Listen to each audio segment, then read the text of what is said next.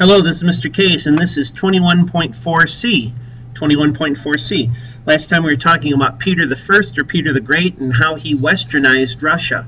He made a trip to Western Europe as a young man, soaked in all the technology and the culture, and then wanted to bring some of these ideas back to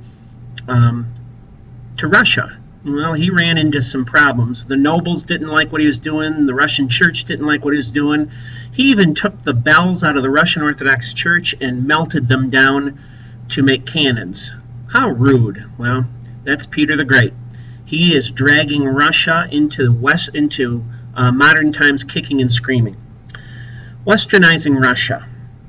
Some things that Peter did. He westernized Russia by doing what? He introduced, potatoes, P-O-T-A-T-O-E-S, potatoes. It saved people from famine. Number two, he started Russia's first newspaper, and of course, as editor or overseer, he makes sure that the things that are printed are going to be flattering to him. He raised women's status. Back in Russia, women were forbidden to go out into public with men. Now they are welcome to go out into public with men. They were allowed to attend parties. And he used Western fashion for nobles. Instead of wearing long robes, they wore Western style dress with pants and a shirt and a waistcoat and Western hats. He even forced men to shave off their beards, so they weren't backward. Peter believed that education was a key to Russia's progress, so he made sure education of the masses was taken care of.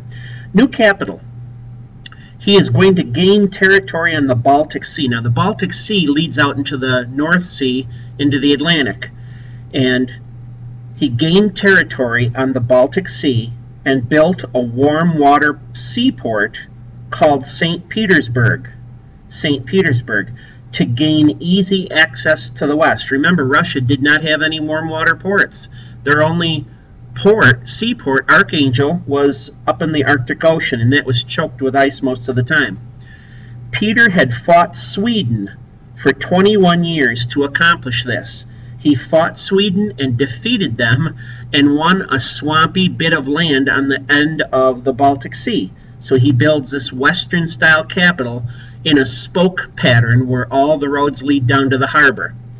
And it was in the Western-style architecture.